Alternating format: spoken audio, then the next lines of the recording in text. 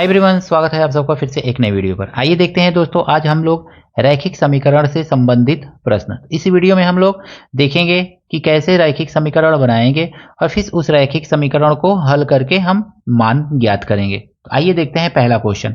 निम्नलिखित चित्र में की सहायता से समीकरण बनाइए एवं x का मान ज्ञात कीजिए। यहाँ पे चित्र दिया गया है, यहाँ से लेकर के यहाँ तक है, लंबाई इसका 30 सेंटीमीटर है।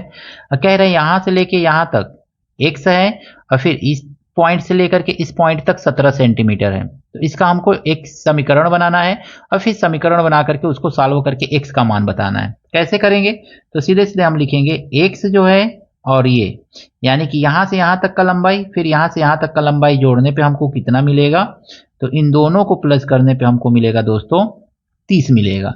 अब ये 17 जो है ना आगे चला जाएगा तो x इज इक्वल टू कितना हो जाएगा दोस्तों, तो x इज इक्वल टू हमको मिलेगा 30 और ये 17 आगे जाएगा तो प्लस है ना, तो ये हो जाएगा -17। अब देखिए x इज इक्वल टू हमको कितना मिल गया दोस्तों, तो x इज इक्वल टू मिला 30 में से 17 माइनस करेंगे ना तो 13 आ जाएगा। तो 13 सेंटीमीटर ये आपका आंसर हो जाएगा। तो इस तरह से इस क्वेश्चन को सिंपली हम लोग सॉल्व कर लेंगे। राम की उम्र श्याम से 5 वर्ष अधिक है।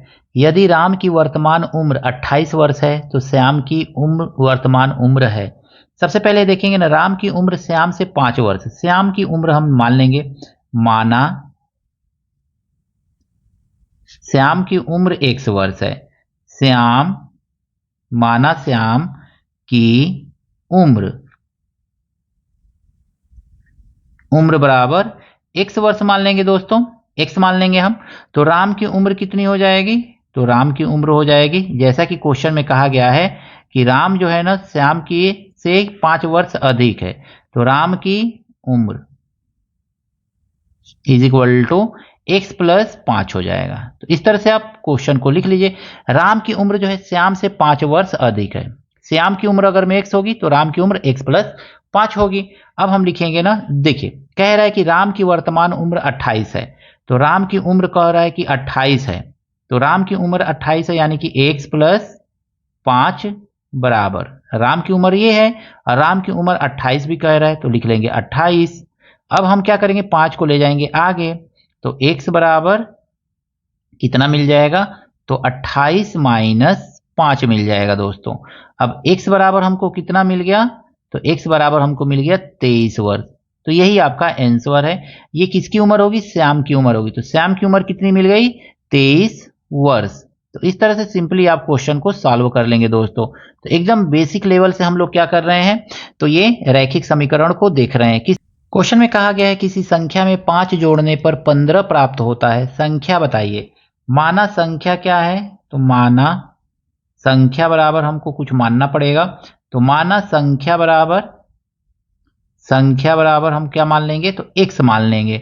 अब इस संख्या में कह रहा है ना, प्रश्न में कह रहा है, तो लिख लेंगे अकॉर्डिंग टू क्वेश्चन, इस तरह से लिख लेंगे। अब कह रहा है कि संख्या में 5 जोड़ने पर हमको क्या प्राप्त हो रहा है, 15 प्राप्त हो रहा है दोस्तों।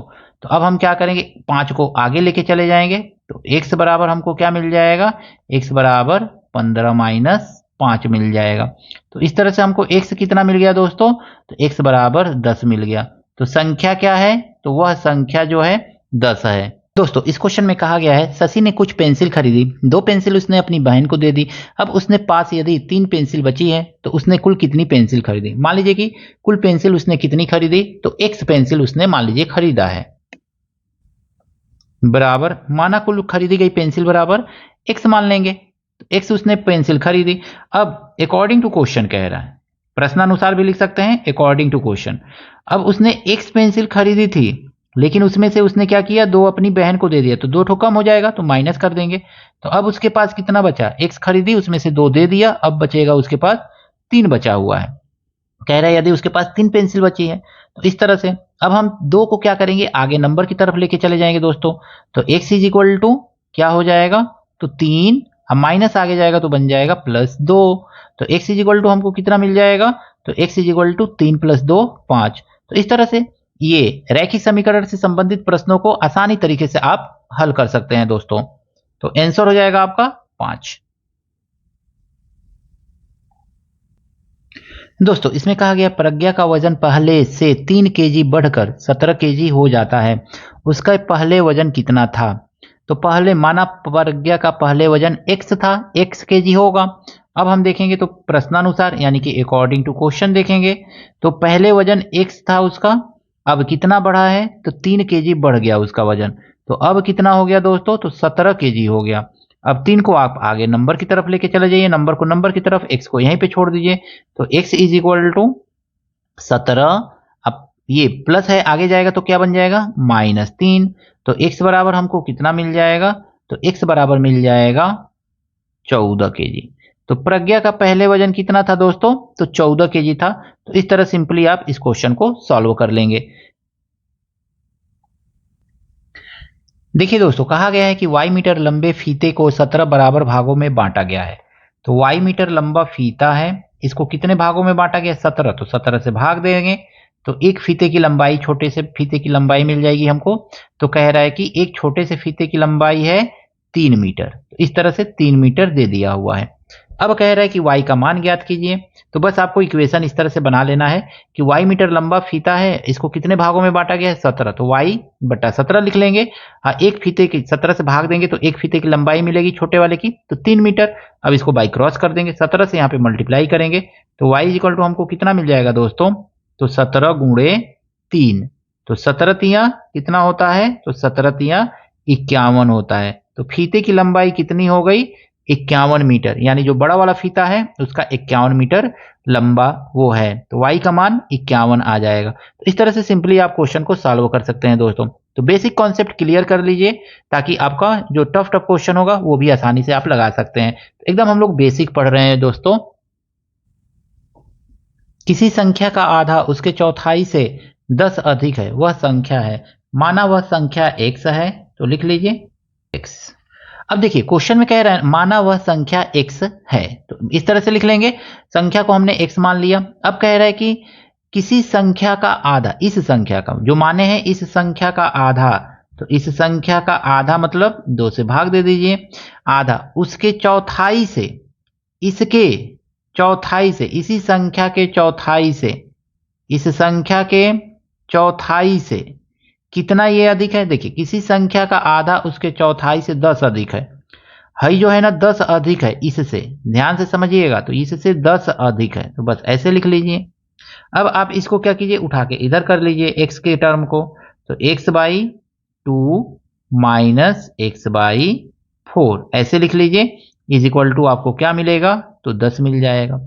एलसीएम ले लीजिए, 2 और 4 का एलसीएम आप जानते हैं 4 होता है, 2 दूनी 4, तो यहाँ पे हो जाएगा 2x माइनस 4 एकन्ने 4, तो यहाँ पे हो जाएगा x बराबर आपको मिल गया 10।